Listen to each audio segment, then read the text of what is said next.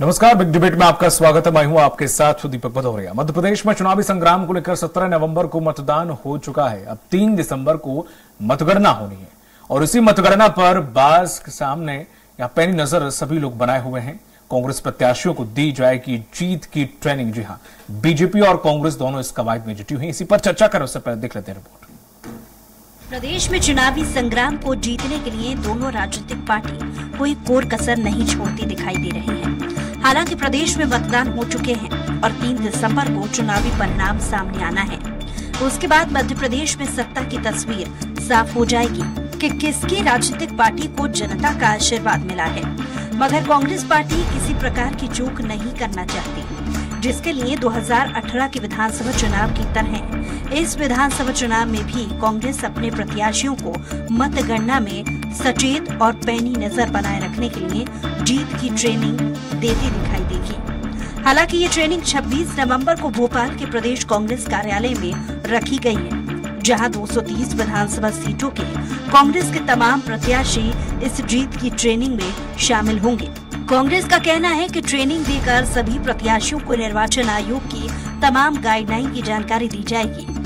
BJP तो खैर दिखावा कर रही है। लोकतंत्र की हत्या करने का कोई भी मौका भारतीय जनता पार्टी ने नहीं देखा, चाहे मध्य प्रदेश की सरकार गिराने का हो या संविधान जो खतरे में आज देश में है वो सब भाजपा की देन है। लेकिन हाँ, कांग्रेस में जरूर प्रत्याशियों को हम प्रशिक्षण देंगे हमारे ऑब्जर्वर आके। और ये मतगणना में जिस तरह की जो कर्मचारी अधिकारी जो आजकल भारतीय जनता पार्टी के बिल्ला जेब में डालकर काम कर रहे हैं, ऐसे लोग कोई गड़बड़ी न करने पाए, इसके लिए प्रशिक्षण देंगे ऑब्जर्वर, ताकि सारे प्रत्याशी मतगणना में हर उन बारीकियों को समझ पाए जिनमें कहीं कोई गड़बड़ी हो सकती है। वहीं जीत की ट्रेनिंग को लेकर कांग्रेस के प्रदेश अध्यक्ष कमलनाथ और एक्सपर्ट कांग्रेस प्रत्याशी और मतगणना एजेंट को सचेत रहने के टिप्स देते नजर आएंगे। ट्रेनिंग में प्रत्याशियों को मतगणना से संबंधित जानकारी दी जाएगी। ट्रेनिंग में मतगणना के दौरान किन किन बातों का ध्यान रखना है, इस बात की विशेष जानकारी दी जाएगी। ट्रेनिंग में ईवीएम और वीवीपैट की भी जानकारी दी जाएगी। हालांकि कांग्रेस की ट्रेनिंग को लेकर बीजेपी का कहना है कि झूठ और भ्रष्टाचार, साथ ही हार के बाद क्या आप लगे, जिसको लेकर ट्रेनिंग में कई टिप्स दी जाएगी। कांग्रेस पार्टी की तैयारी है कि अपने पोलिंग एजेंट्स, काउंटिंग एजेंट्स को झूठ की ट्रेनिंग दी जाए। और कांग्रेस पार्टी झूठ के आधार पर राजनीति करती है तो खाली भारतीय जनता पार्टी नहीं कहती। श्रीमान अखिलेश यादव जी जो कांग्रेस पार्टी के घमंडी गठबंधन के उन्होंने स्पष्ट तौर पर कहा कि कांग्रेस फ्रॉड पार्टी है, विश्वासघाती पार्टी है जो छल कपट धोखे में विश्वास करती है। तो कांग्रेस कितनी भी ट्रेनिंग कर ले, नतीजा सिफर आना है। वहीं मंगलवार को बीजेपी कार्यालय में लगभग 2 घंटे लंबी बैठक चली कि किन सीटों पर किस तरह का मतदान रहा, सीटों का कार्यकर्ताओं के पास क्या फीडबैक है, कार्यकर्ताओं ने किस तरीके से मतदान वाले दिन काम किया, सीटों पर मतदान % बढ़ा या फिर नहीं, इसको लेकर दिग्गजों ने चर्चा की। इसमें कई महत्वपूर्ण सीटों को लेकर खास तौर पर चर्चा हुई। इसके अलावा 3 दिसंबर को मतगणना को लेकर भी खास तौर पर दिग्गजों के बीच में चर्चा हुई। मतगणना के दिन कार्यकर्ता किस तरह से काम करेंगे, कार्यकर्ताओं को काउंटिंग एजेंट बनाने की ट्रेनिंग दी जा रही है या नहीं, क्या खास बातें बताई जानी है, इसको लेकर दिग्गजों ने मंथन किया। कांग्रेस के 230 विधानसभा सीटों के प्रत्याशियों को जीत की ट्रेनिंग से क्या कांग्रेस पार्टी एक बार फिर से सत्ता के सिंहासन पर बैठ पाएगी, ये तो आने वाला वक्त बताएगा। मगर कांग्रेस पार्टी प्रदेश की सत्ता पर बैठने के लिए तमाम जीत की ट्रेनिंग अपने प्रत्याशियों को देती दिखाई दे रही है। अब देखना होगा कि प्रत्याशियों को ट्रेनिंग देने से चुनावी परिणाम में क्या फर्क पड़ता है। भोपाल से कैमरामैन अमित के साथ दुर्गेश गुप्ता की रिपोर्ट।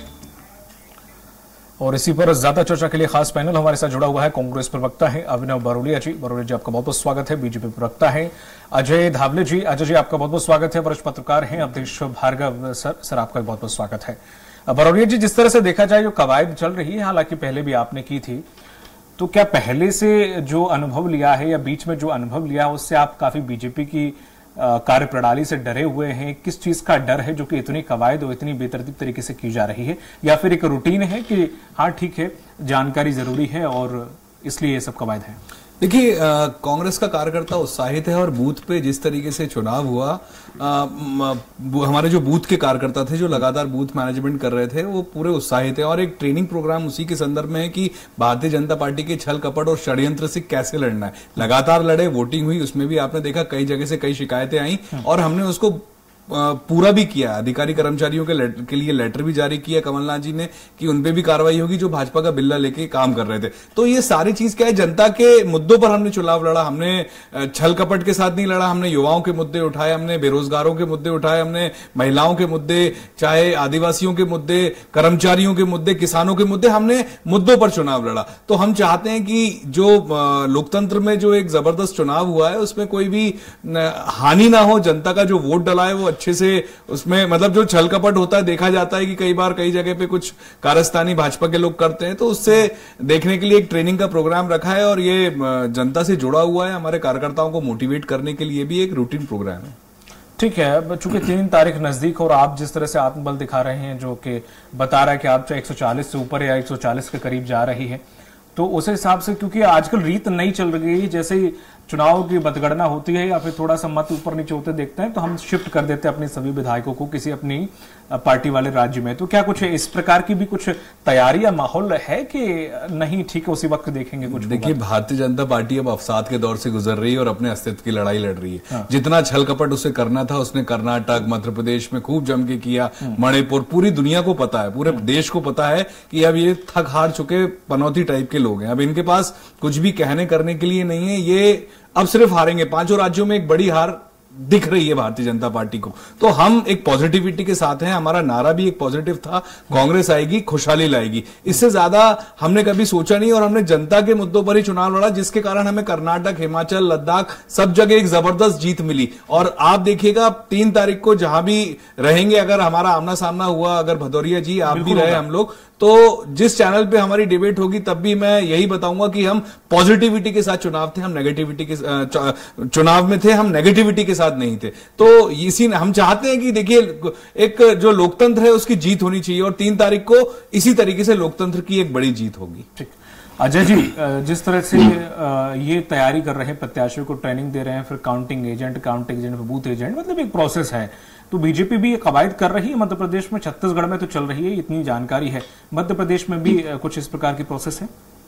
जी देखिए, भारतीय जनता पार्टी, जैसे हमने कहा कि हमारे 65,000 डिजिटलाइज बूथ है, हमारे पास डिजिटलाइज कार्यकर्ता है उन 65,000 बूथों पर। तो भारतीय जनता पार्टी का संगठन अपने आप में देश में एक बृहद संगठन है और निश्चित तौर पर हम लोग कांग्रेस के संगठन के मायने में काफी आगे, इन लोगों से हमारा कंपैरिजन नहीं हो सकता।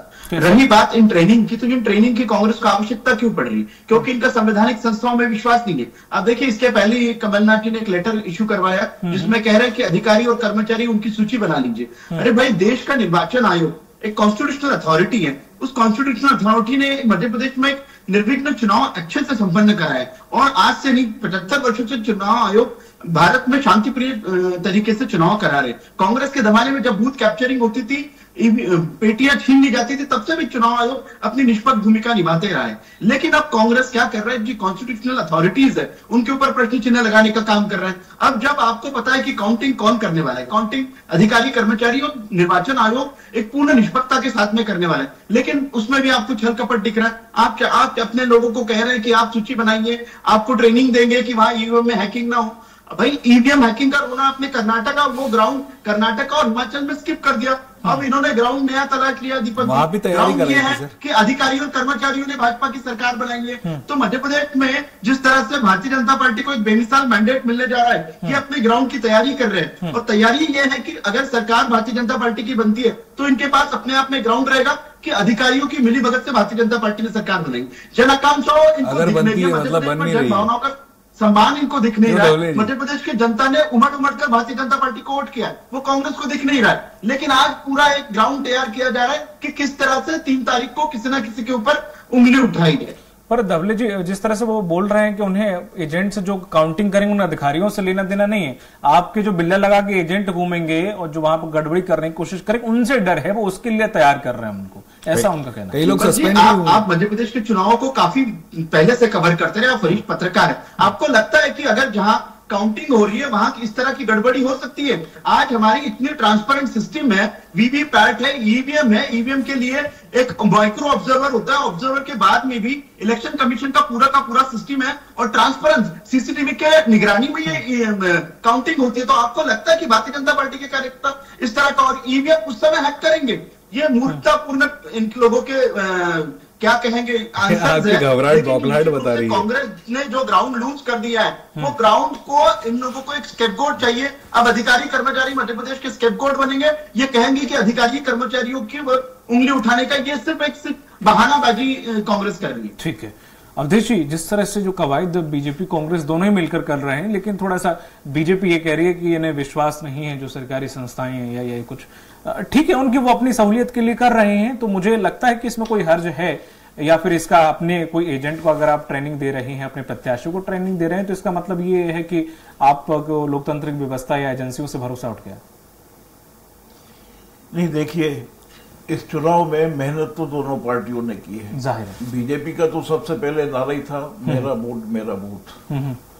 कांग्रेस ने चूंकि वो जीतने के बाद भी हारने की सजा चक चुके हैं, इसलिए उनको ज्यादा ललक थी कि किसी तरीके से इस बार हमें सरकार में आना है।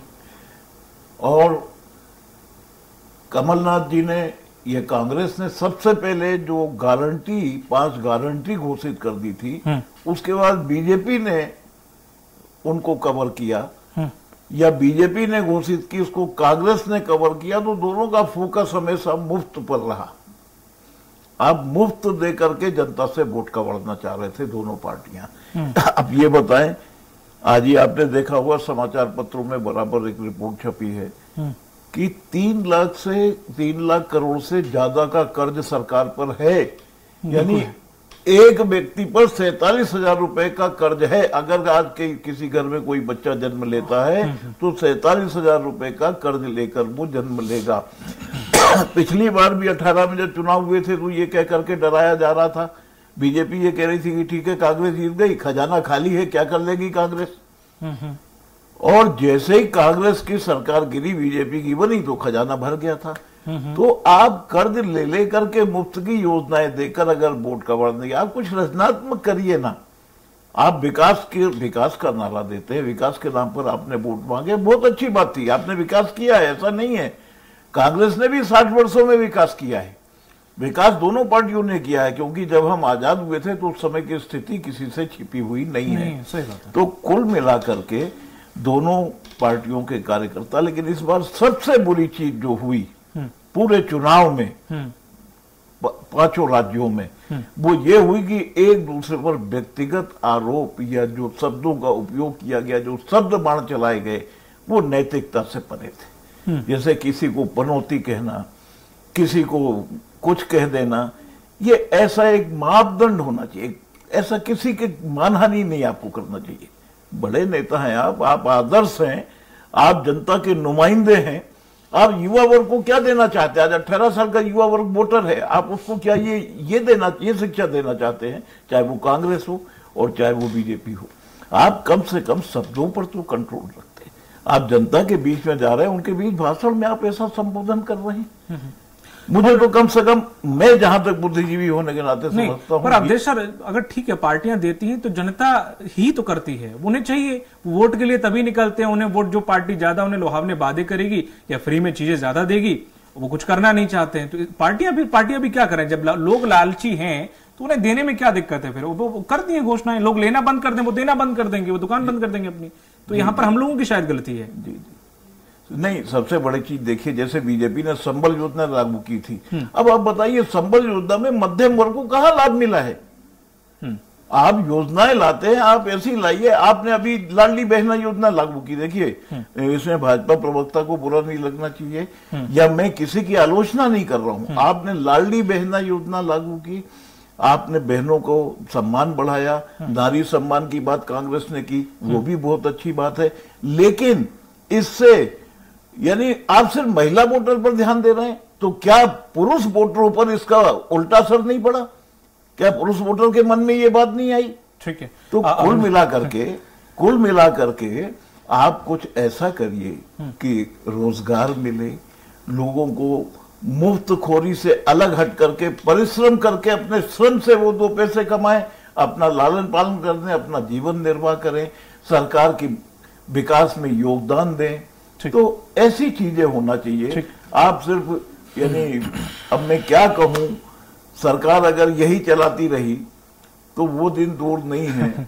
भार्गव साहब अंदर से बड़े आहत हैं मुझे ऐसा लग रहा है। सरकार को अपने एसेट्स गिरवी रखने पड़ेंगे घर चलाने के लिए। ठीक है, जिस तरह से जो अभिनव जी, अवधेश भार्गव सर ने जो कहा कि लाडली बहना, लक्ष्मी बहना और लाडली लक्ष्मी, जिस तरह से लाडला भैया और इस प्रकार की कांग्रेस कोई ऐसे इस पर क्यों पार्टियां ध्यान नहीं देती कि एक आदमी भी प्रजाति है या फिर वो भी बच्चे होते हैं, इस प्रकार की कोई योजना में पार्टी, इसका कुछ कोई विशेष कारण है क्या? नहीं, युवा स्वाभिमान योजना है। हमारे जो भाई हैं, जितने भी घोटालों में जितने परेशान हुए हैं, एक पीढ़ी बर्बाद हो गई है। वो 22 लाख जो नया वोटर, इस बार आपको बता दूं मैं, 22 लाख नए वोटर्स ने वोट किया। सही बात है। तो वो युवा ने हमें बढ़ चढ़कर वोट किया क्योंकि वो जानता है कि हमें रोजगार चाहिए। और मैं बता दूं, कमलनाथ जी का एक विजन है। कमलनाथ जी हमेशा कहते थे कि साउथ के लोग, कर्नाटक के लोग और तमिलनाडु के लोग हरियाणा और पंजाब क्यों जाते हैं, दिल्ली उधर क्यों जाते हैं, यहाँ मध्य प्रदेश बीच से निकल के चले जाते हैं, यहाँ क्यों नहीं? आज तक 20 साल में कोई डेवलपमेंट हुआ? 3 इंडस्ट्री है, गोविंदपुरा, मंडीदीप इंडस्ट्रियल एरिया और पीतमपुर, इसके अलावा कोई डेवलपमेंट, IT पार्क नहीं है। रोजगार के यहाँ इतनी बड़ी मतलब ग्रीनरी है, यहाँ पे नदियां भी हैं, सब कुछ है, उसके बाद यहाँ पे क्यों नहीं हुआ?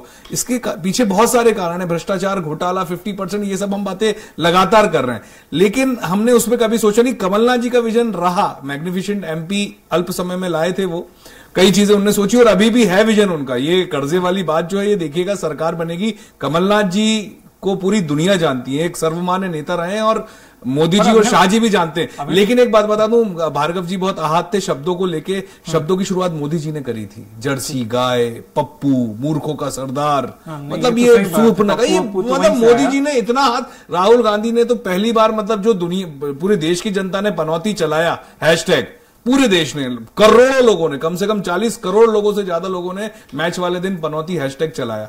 तो राहुल जी ने उसकी चर्चा करी। वो तो सीधे तरीके से सुबह से रात तक चलने वाले, लगातार 6 महीने तक चलने वाले, और लगातार पप्पू पप्पू, अरे ये तो कुछ आता नहीं है, मूर्खों का सरदार है, ये सब कर करके किया था। अब एक पनौती बोल दिया तो लोग इतने आहत हो गए। पहले मोदी नाम के सारे चोर इतने आहत हो गए मोदी को चाहने वाले। आप ही के पास आ रहा हूं जय जी। पर अभिनव जी, एक चीज आपने बोल दी कि मध्य प्रदेश से, साउथ के लोग मध्य प्रदेश से होकर गुजर जाते हैं, बगल में राजस्थान भी लगा हुआ है, थोड़ा सा साइड हो जाए, छत्तीसगढ़ भी लगा हुआ है। बिल्कुल, देखिए डेवलप कर रही है राजस्थान और छत्तीसगढ़, डेवलप कर रहे हैं सर। रोजगार देखिए, वहां पे यूथ को देखिए, वहां पर्यटन देखिए। आप पर्यटन की अपॉर्चुनिटी यहां पर नहीं है क्या? मध्य प्रदेश में है, लेकिन क्यों नहीं डेवलप कर पाए? लेकिन छत्तीसगढ़ देखो, गोबर तक खरीदा भूपेश बघेल जी ने, मतलब कुछ ना कुछ क्रिएटिव सोचा ना। वही तो बात जो भार्गव जी ने बोला कि हमें कुछ नया करना पड़ेगा, ऐसी क्रिएटिविटी क्यों नहीं सोच पाए? 25 लाख का बीमा आज किस राज्य में है मुझे बताइए? हेल्थ और शिक्षा सबसे ज्यादा जरूरी है, लेकिन हेल्थ को लेके 25 लाख का बीमा आप उसकी इनका कौन से आयुष्मान की बात करते हैं 5 लाख तक का, 25 लाख की योजना किसी राज्य में है क्या? वो राजस्थान में। हम यहां पे लाएंगे, मध्य प्रदेश में सरकार बनेगी। ये हेल्थ को हम, अगर लोग स्वस्थ रहेंगे और पढ़े लिखे होंगे तो अपने आप डेवलपमेंट होगा, सारी चीजें होंगी। जी अजय जी, रखें बात। जी, अभिनव जी ने एग्जैगरेटेड फिगर बताई 25 लाख के बीमे की। अभिनव जी, आपकी सरकार राजस्थान में, आप फिगर्स ले लीजिए, कितने बेनिफिशियरीज है 25 लाख के, आपको गिनती के भी बेनिफिशियरीज नहीं मिलेंगे। अब रही बात आपने और इन शब्दों की, आज जो कि आप भी एक लाइव टीवी चैनल पे देश के प्रधानमंत्री को, जिसको 12 राष्ट्रों ने अपने सर्वोच्च नागरिक सम्मान से सम्मानित किया है, ऐसे प्रधानमंत्री तो हमारे नेहरू जी को आप गाली बकते हो, सब कुछ करते हो। नेहरू जी की कितनी मजाक उड़ाते हैं। सुनिए आपके मोदी जी मजाक उड़ाते हैं ना, देश का पहला प्रधानमंत्री जिनने भाखड़ा नंगल से लेके IIT इतने विजनरी। मेरी बात पूर्ण होने दीजिए अभी। अभिनव जी, मैंने आपके बीच में इंटरप्ट नहीं किया था। मैं वो नहीं कह रहा आपको, आप तारीफ कर रहे थे मोदी जी की, तो वो मोदी जी, नेहरू जी, इंदिरा जी, सबको तो पहुंचते। मोदी जी इकलौते प्रधानमंत्री है जिन्हें 12 राष्ट्रों ने सम्मानित किया है, तो आपको गर्व होना चाहिए अपने प्रधानमंत्री के ऊपर। बात आपने शुरू की थी 2014 के पहले मौत का सौदागर से शुरू की थी, फिर आपने लाया था चाय वाला, फिर आपने लाया था चौकीदार चोर है, और आप अभी लेके आए पनौती। आपको इतिहास देख लेना चाहिए जब भी आपने प्रधानमंत्री जी के ऊपर पर्सनल अटैक किया, आप गर्त में गए हो। 44 सीटों पे आ गए थे, फिर 52 सीटों पे आ गए, और अभी गिनती के 2 सांसद रहेंगे ना। अमेठी भी छोड़, अमेठी से भाग गए थे आप लोग वायनाड। अभी वायनाड से कहा उसके बाद श्रीलंका में कांग्रेस की सीटें नहीं है। आप अभिनव जी देखिए, देश की राजनीति का स्तर अगर किसी ने गिराया है तो कांग्रेस पार्टी। भ्रष्टाचार की बात कर रहे हैं आप। कल ही ईडी ने एक स्टेटमेंट जारी किया है। अब आपकी ये भावनात्मक बातें जनता को पसंद नहीं आ रही। मैं आपको बता दूं, आप मोदी जी के नाम पे आप सोचते थे अरे मोदी जी को तो बहुत जनता पसंद कर रही है। अब ये जनता समझ चुकी है मोदी जी को। राहुल गांधी जी की अब नहीं चलने वाला मोदी जी का कोई चरिश्मा करिश्मा संपत्ति को अटैच हो गया मोदी जी का। ये कोई इतने बड़े तुर्रम खा मोदी जी और शाह जी, अरे मोदी जी और शाह जी बाहर निकलिए, अपनी पार्टी को बचाइए। मोदी जी और शाह जी से अपनी पार्टी को बचाइए भाई साहब। बात हो जाए, धवले जी बहुत अच्छे इंसान है आप, बाहर निकलिए मोदी जी और शाह जी से। ये अडानी अंबानी की तरह बन के रह गए आप लोग। कमलनाथ जी को अगस्ता वेस्टलैंड और रतुलपुरी अडानी अंबानी को बेच दिया। आपकी पार्टी भी खत्म होने की कगार पर है। ये देख लेना, ये दावा है आपको 3 तारीख के बाद और तूफान आएगा आपकी पार्टी में। कांग्रेस ने अपने पूर्व प्रदेश अध्यक्ष अरुण यादव को गायब कर दिया। पूर्व प्रदेश अध्यक्ष सूरज पचौरी जी को चुनाव सब है। जन आक्रोश यात्रा में अरुण यादव जी भी थे, जीतू पटवारी भी थे, गोविंद सिंह भी थे, सुरेश पचौरी जी भी थे, राहुल भैया भी थे। देखो आप चेक करो पूरा सब। मैं आपको कुछ और बताना चाह रहा हूं, ये मोदी जी और शाह जी से बाहर आओ आप लोग। जनता बाहर आ गई है मोदी जी और शाह जी से। मोदी जी और शाह जी से बाहर आ गई है जनता। आप भी बाहर आओ। बोलने दीजिए। हाँ जी जी, रखिए बात। अजय जी समय कम है इसलिए मैंने रुकवा दिया, रखिए बात। जी जी जी अजय जी।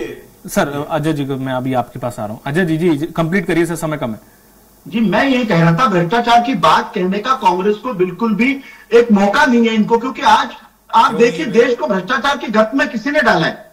आप नेशनल हेराल्ड का प्रकरण उठा के देख लीजिए, आज के सारे न्यूज़पेपर में आप पढ़ लीजिए कि 751 करोड़ रुपए की संपत्ति जिनसे कांग्रेस के पहला जो परिवार गांधी फैमिली इसकी बीवी पॉकेट चलते थे, इनकी सुप्रीम कोर्ट आदेश देता फिर नेशनल हेराल्ड से आती थी।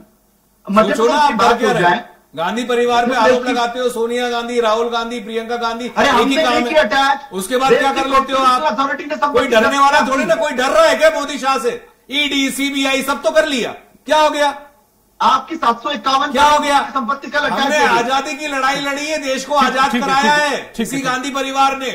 हम डरने वाले लोग नहीं है कि मोदी जी और शाह जी से डर जाएंगे। देश को गत में ले जाने का भी काम, ये वो कांग्रेस पार्टी है। ठीक है बलिदान दिया है राजीव गांधी, इंदिरा गांधी जी ने। अपने छाती पे गोली खाई है मोदी जी, शाह जी ये सब जानते हुए भी कोसते हैं नेहरू जी और गांधी जी, गांधी परिवार को। ठीक है अब सोचिए प्लीज। यूनिटी में आपके कितने नेता गए अभिनव जी? ठीक है, आपके कौन थे? आपकी आजादी में कौन लोग थे जिनको आप अभी आरती करवाते हो? कौन था आपकी आजादी में? नेहरू जी 14 साल जेल में रहे, गांधी जी ने छाती पे गोली खाई है। सरदार पटेल जी के इतिहास को क्यों भुला दिया गया? अरे तो सरदार पटेल जी क्या आपके हैं क्या? आप कितने आपके? अरे ये आपके हमारे से नहीं है, आप लोग तो कहीं हो ही नहीं। ठीक है अवधेश जी, अभी मैं आरएसएस के बारे में कुछ बोलूंगा तो आपको बुरा लग जाएगा। अवनव जी ठीक है। आपको बिल्कुल भी आप बोल ही नहीं सकते। अरे क्यों नहीं बोल सकते? सब बोल सकता हूं मैं, बोलता हूं मैं तो। ठीक है अवधेश जी, लास्ट कमेंट आपका, समय कम है। समय की कमी है। जी जी देखिए बरोलिया जी अभी बता रहे थे कि 25 लाख का स्वास्थ्य बीमा राजस्थान में और मध्य प्रदेश में भी लाएंगे। मोदी जी 5 लाख की आयुष्मान योजना लाए थे। आज कागज की बात छोड़िए, आप मैदान में आइए। मैं अजय रावल जी से बोलना चाहता हूं, आप देखें हर अस्पताल में एक नोटिस बोर्ड लगा है कि आयुष्मान कार्ड में इलाज बंद है। क्यों? तो वो कार्ड लेकर के क्या करेंगे? उज्ज्वला योजना में अभी जब तक आप 450 में गैस सिलेंडर नहीं दे रहे थे तब तक उन सिलेंडरों में गाय और बकरी के बच्चे बन रहे थे, क्योंकि रिफिल कराने के लिए पैसे नहीं थे। तो ऐसी योजनाएं, देखिए ये तो एक हमारे बुजुर्ग कहा करते थे कि वायदे होते हैं तोड़ने के लिए, योजनाएं बनती हैं बिखरने के लिए। तो ऐसी योजनाएं मत लाइए जो बिखरे। आपने इधर लाडली बहना में 1250 दे दिए, उधर गैस में भाव बढ़ा दिया। आपने हमसे कहा गैस सब्सिडी ईमानदारी से छोड़िए, हमने छोड़ा। आपने बिना बताए हमारी सब्सिडी बंद कर दी जिन्होंने नहीं छोड़ी थी। आपने बुजुर्गों की रेल यात्रा के पास बंद कर दिए, आपने पत्रकारों के पास बंद कर दिए, पूर्व विधायक और विधायकों के पास नहीं बंद किए। नहीं आती तो है सब्सिडी। ऐसी दोनों पार्टियों से मेरा कहना है कि कम से कम जो डायरेक्ट हिट करती हैं ऐसी योजनाओं को बंद मत करिए और ऐसी योजनाएं लाइए जो दिमाग से लेकर के और शरीर तक उतर जाए और सब पूरा मन प्रफुल्लित हो जाए, ऐसी योजनाएं लाइए। ठीक है, सब्सिडी खैर भार्गव जी आती तो है, मेरे में आती है 12 रुपए के समथिंग कुछ आती है, लेकिन आती जरूर है, अभी भी बंद नहीं हुई है पूर्ण रूप से, 11-12 रुपए आ जाती है हर महीने। चलिए बहुत बहुत शुक्रिया आपका अभिनव जी, अजय जी और अवधेश जी। तो जिस तरह से देखा जाए दोनों ही पार्टियां अपनी अपनी कवायद में जुटी हुई हैं, लगातार बूथ एजेंट और काउंटिंग एजेंट को प्रशिक्षण देने के लिए काम कर रही हैं कि जिससे किसी भी तरह की कोई भी लापरवाही किसी पार्टी की तरफ से ना दिखाई जा सके। साथ ही साथ ये भी है कि उन्हें जो रूल्स रेगुलेशन होते हैं काउंटिंग के दौरान वो भी पता चले, अपनी अपने तरीके से जो भी कार्यकर्ता हैं, जो भी बूथ एजेंट हैं और काउंटिंग एजेंट हैं, उन्हें जानकारी दी जा रही है। अब देखने वाली बात होगी कि 3 तारीख को आखिर किसके भाग्य का फैसला होता है और कौन मध्य प्रदेश का सीएम बनता, किसकी पार्टी सत्ता में आती। मुझे दीजिए इजाजत, नमस्कार।